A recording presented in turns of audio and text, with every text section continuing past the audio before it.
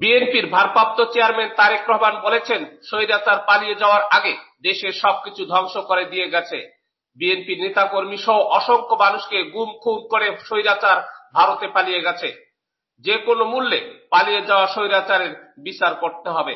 বুধবার 5ই ফেব্রুয়ারি বিএনপি পরিবারের উদ্যোগে ফেনী, নোয়াখালী ও লক্ষ্মীপুর জেলায় জুলাই আগস্ট বিপ্লবে ৪৫ জন শহীদ পরিবারকে আর্থিক সাহায্য এবং র্যাবের গুলিতে নিহত মোহাম্মদ মাসুদের পরিবারকে ঘর উপহার উপলক্ষে সোনাগাজী সরকারি সাবের মডেল পাইলট উচ্চ বিদ্যালয় মাঠে জনসভায় ভার্চুয়ালি যুক্ত হয়ে প্রধান অতিথির বক্তব্যে তিনি এসব কথা বলেন।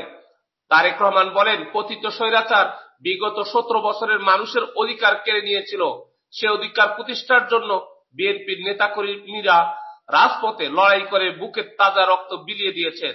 মহান মুক্তিযুদ্ধ, বিগত ১৭ বছরের লড়াই এবং সর্বশেষ জুলাই আগস্টের বিপ্লবের চেতনায় আগামীর বাংলাদেশ বিনির্মাণে সবাইকে সংগ্রাম অব্যাহত রাখতে হবে। বিএনপি দেশ ও জনগণ নিয়ে ভাবে, দেশের কল্যাণে কাজ করতে চায়। তিনি বলেন, বর্তমান সরকারের আমলে সংস্কারের নামে যেন দীর্ঘ থেকে দীর্ঘতর না হয়, সে ব্যাপারে সবাইকে সজাগ থাকতে হবে। বর্তমানে দ্রব্যমূল্য ঊর্ধ্বগতিতে মানুষের মাঝে হতাশার সৃষ্টি হয়েছে। আমাদের দ্রব্যমূল্য, শিক্ষা, স্বাস্থ্য ব্যবস্থা এবং কর্মসংস্থানের কি হবে, তাই জনগণের এসব প্রত্যাশার দিকেও আমাদের নজর দিতে হবে।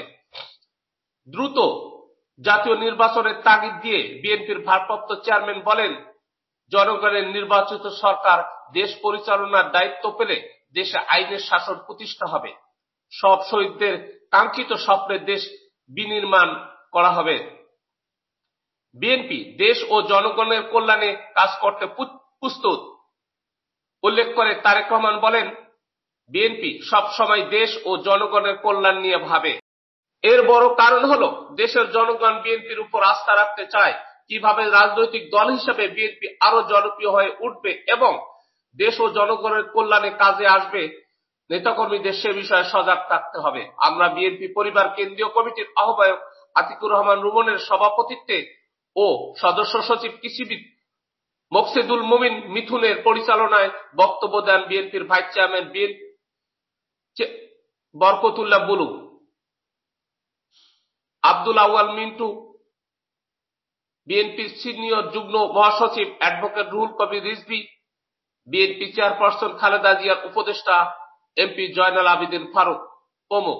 এ সময় 2016 সালের 25শে জুন র্যাবের গুলিতে নিহত মোহাম্মদ মাসুদের পরিবারকে ঘর এবং ফেনী, নোয়াখালী ও লক্ষ্মীপুরে 24-এর ছাত্র জনতার গণ আন্দোলনে ৪৫ জন শহীদ পরিবারের মাঝে আর্থিক অনুদান প্রদান করা হয়।